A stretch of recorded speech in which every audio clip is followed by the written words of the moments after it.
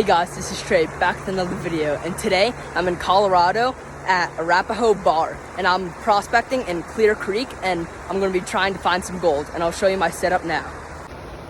So here's where I'm getting the gold. You can see there's just pockets under here, and I came all the way from New Jersey, so I had to buy another strainer as a classifier. I brought a shovel and some pans. You can see I don't have 5-gallon buckets or big shovels because I had to bring this on the plane. But all I'm gonna do is just find some of this sandy soil with some gravel in it, pour it in there, maybe a few scoops, and then I just shake that out, just like that. And then you can see here's all the smaller stuff which I want. What I'm gonna do is I'm going to wet this, because when I put it, here's my sluice box.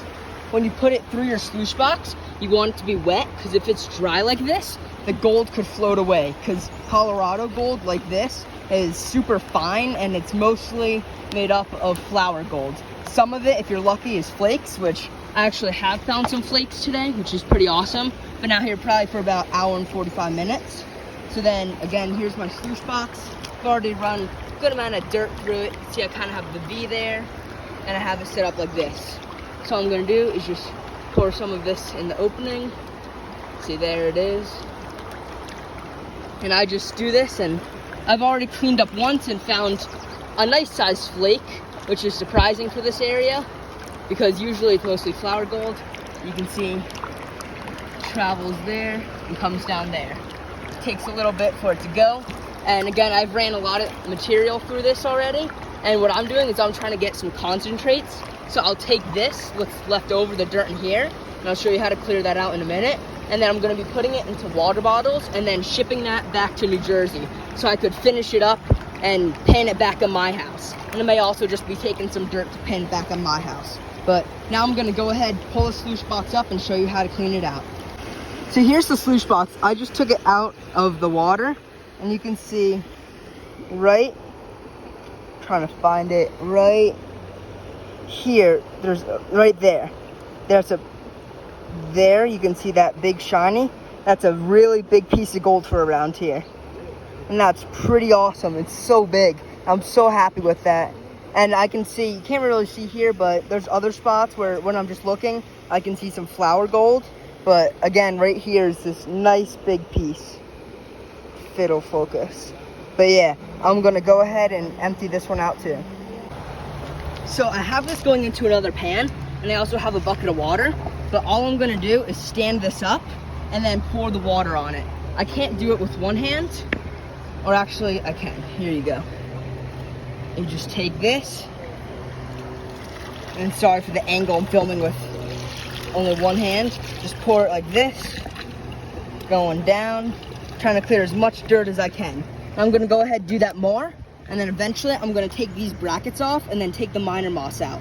And then I'm gonna go ahead and do that now. You can see I popped those grates out. You can see a whole bunch of dirt's collected under there.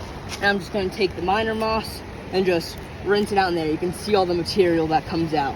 And then I'm just gonna add this material back into this pan. And I'm gonna also do the same thing and pour water onto this to get this back in here.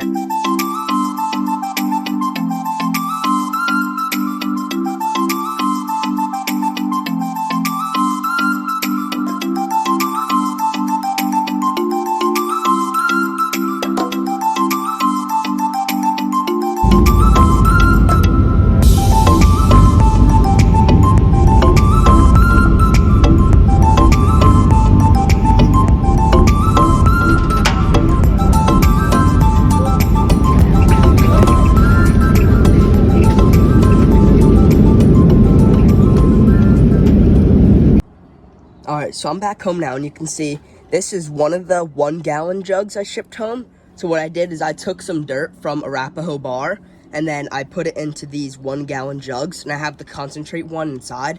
And then I priority mail shipped this for $21.50 in a prepaid box, and then I got it here now in New Jersey. So all I'm gonna do is I'm just gonna unscrew this cap and then pour it into this classifier. I actually forgot a classifier going to Colorado, so I had to buy this there at a grocery store.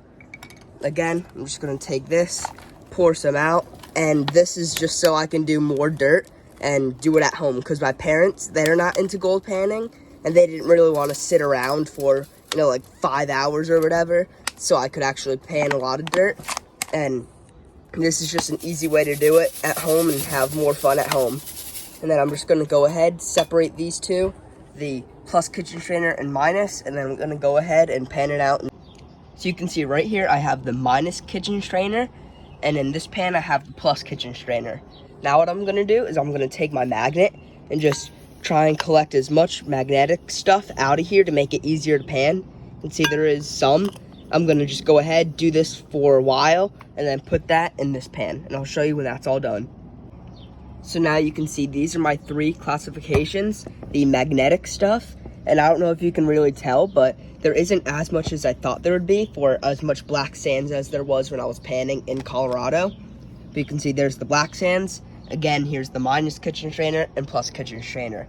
Now I'm gonna save this for last because this is the hardest, and I'm gonna go ahead and do a pan of the minus kitchen strainer.